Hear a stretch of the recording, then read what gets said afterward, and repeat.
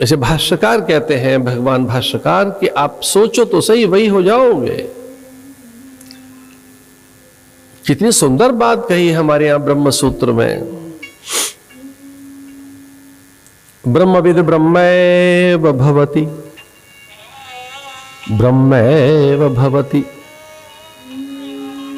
ब्रह्मविद ब्रह्मैव भवति। अब वही हो जाएंगे जो वो है। फिर आप मन बुद्धि चित्त प्राण गति मति गुण धर्म विचार संस्कार काय कलेवर जाति कुल गोत्र वंश परंपरा संप्रदाय नहीं रहते। विचार कर क्या वही हो जाते हैं। हाँ, इस भिन्नता में ये सब तो रहेगा। विविध जातियां मत पंथ संप्रदाय काय कलेवर, सबकी नासिकाएं चिबुक हनु भुजाएं भिन्न भिन्न, सबकी आकृतियां भिन्न भिन्न हैं, प्रकृति भी भिन्न भिन्न है। मुंडर मुंडर मतिर भिन्ना, मतिर भिन्ना, मति भिन्न है, लेकिन वो एक ही है। उस एक तत्व का विचार करते हुए अब वही हो जाते हैं। ब्रह्मविद ब्रह्मैव भवति, चिदानंद रूपः शिवोहम शिवोहम, अब वही हो जाते हैं। फिर ये यात्रा अध्यात्म यात्रा है। भागवत की यात्रा माने भगवदीय यात्रा। संयोग से आज हम एक यात्रा पर चल पड़े हैं। आज एक यात्रा पर निकल पड़े हम, दीप दान करते ही।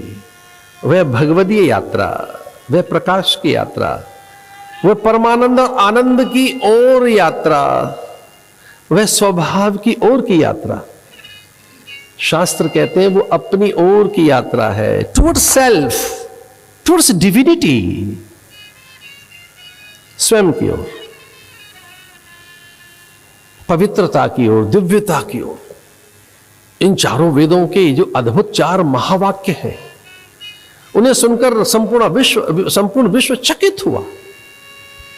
विशेषकर पश्चिम विस्मित, चकित, अभिभूत, अत्यंत गौरवान्वित कि भारत के वेदों में दिया क्या है। तत्त्वमसि, तत्त्वम असि, तू मैं हम सब एक, एकता का संदेश, कुछ दूसरा है ही नहीं यहां।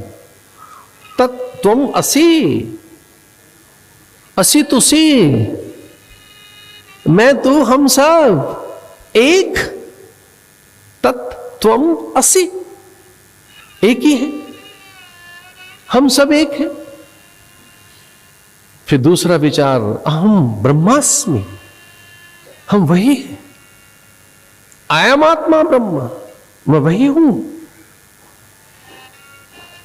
प्रज्ञानम ब्रह्म,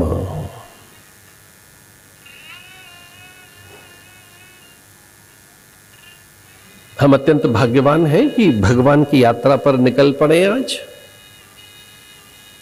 बहुत सी यात्राएं हैं, धर्म यात्रा, अनेक यात्राएं। लोग तीर्थों की ओर निकलते हैं, तीर्थ यात्रा। कुछ लोग कहते हैं तीर्थों की यात्रा पर जा रहे हैं। तीर्थ यात्रा, धर्म यात्रा, जागरण यात्रा। हमारे नगर में तो कई बार बड़ा कोलाहल होता है और बड़ा आनंद भी लगता है। कावड़ यात्रा, हमारे यहां का आनंद कुछ और ही है हरिद्वार का, जब ये कावड़े आ जाते हैं तो। कावड़ यात्रा एक है, आत्म यात्रा, ब्रह्म यात्रा। इस अनुष्ठान में हम ब्रह्म यात्री बनकर, भगवदीय यात्री बनकर, ईश्वरीय यात्री बनकर भगवान की ओर चलेंगे, ईश्वर की ओर चलेंगे। हम चलेंगे अपने स्वभाव, अपनी सत्ता और निजता की ओर। हम चलेंगे अपने अस्तित्व की ओर, जहां पूर्णता है। तो इस कथा की जो फलोपलब्धि है, इस कथा का जो फल है, वो पूर्णता है। और ये सुनने की बात है कि जब पूर्णता की ओर चलेंगे और जब हमें पूर्णत्व का अनुभव होगा तो अभाव नहीं रहेंगे, अधूरापन नहीं रहेगा, फिर कमी नहीं रहेगी। और जो कमी शब्द है ये विचार से ही है, सोच से है, कमी कुछ होती नहीं है, सोच में कमी है। सोच बहुत छोटी हो तो कमी कर देती है, अल्पता पैदा करती है।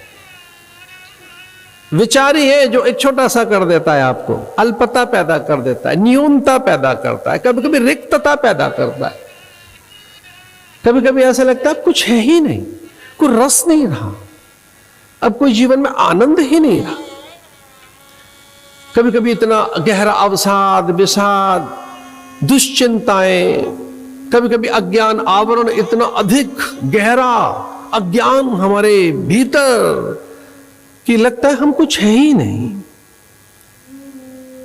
अवसाद के कारण एक दैन्य पैदा होता है, दीनता, एक बड़ा दारिद्र्य, अधम विचार कई बार दारिद्रता लाता है, निकृष्ट विचार, न्यूनताएं हमें बहुत छोटा कर देते हैं, लेकिन कोई एक विचार हमें विराट कर देता है, अनंत कर देता है। फिर कोई आवरण जहां नहीं, वेदांत यही तो कहता है कि जैसे मल विक्षेप आवरण ध्वस्त हुए, जैसे आपके काषाय दूर हुए, आपके भीतर से क्लेश कांत हुआ, तब आप उन्मुक्त हैं। तो इस कथा का फल क्या है? पूर्णता। अभी तो सुख दुख में ही हम उलझे हुए, कुछ सुख है, कुछ दुख है, थोड़ा सुख है, थोड़ा दुख है। इस कथा का फल सुख दुख नहीं है, आनंद है।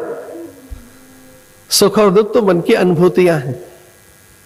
इस कथा का फल तो परमानंद है, ब्रह्मानंद है, अखंडानंद है, नित्यानंद है, मुक्तानंद है। नित्यानंद इस कथा की फलोपलब्धि आनंद है।